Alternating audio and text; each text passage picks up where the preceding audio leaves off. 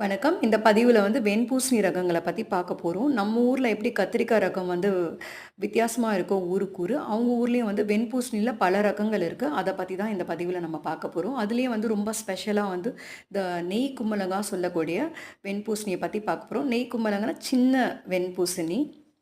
இதுதான் நம்ம பார்க்கறது இந்த 3மே. இது 300லேருந்து ஒரு 1 1/2 கிலோ வரக்கூடிய ரகம்ங்க இது.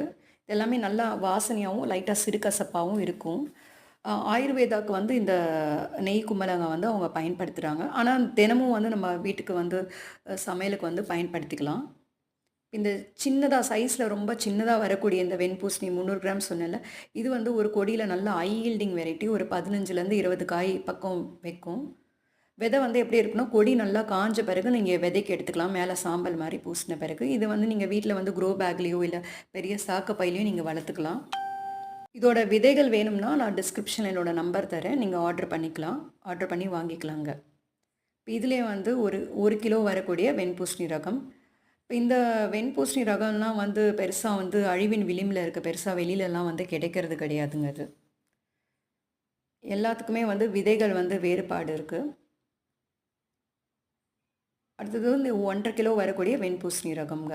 இப்ப இது இந்த இதில லேகியம் மாதிரி பண்ணி ஒல்லியா இருக்க பசங்களுக்கு பெண் பிள்ளைகளுக்கு குடுக்குறாங்க. ஆஸ்மா மாதிரியான பிரச்சனைகளுக்கெல்லாம் அவங்க தீர்வா அத குடுக்குறாங்க. இப்ப நீங்க பார்க்குற நீள்வாக்குல பார்க்குற இந்த வெண்பூசணி ஒரு அவங்க ஊர்ல ஒரு மரத்தில ஏத்தி விட்டுருந்தாங்க. இதுவுமே நல்லா வாசனையாவும், சிறுகசப்பாவும் இருக்கு. இதோட விதைகளும் உங்களுக்கு கிடைக்குங்க. இது இளவன் வெண்பூசணி.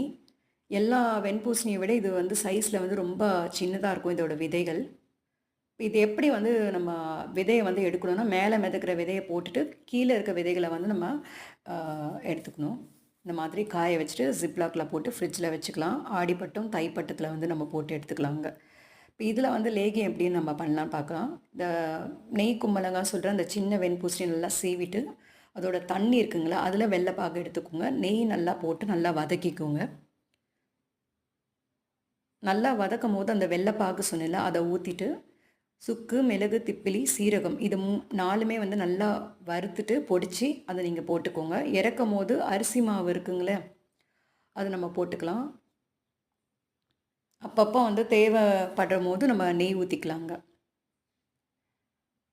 நல்லா நெய் பிரியிற அளவுக்கு நம்ம நல்லா சுருள வதக்கிட்ட பிறகு, லேகியம்னா எடுத்து கையில உருட்டுற பதம் வரணும் நமக்கு. ஆறுன பிறகு 1 டேபிள் ஸ்பூன் தேன் விட்டுக்கலாம். இது நீங்க ஜாடியில போட்டு வச்சா ஒரு 3 மாசம் போல கெடாம இருக்குங்க. நன்றி, வணக்கம்.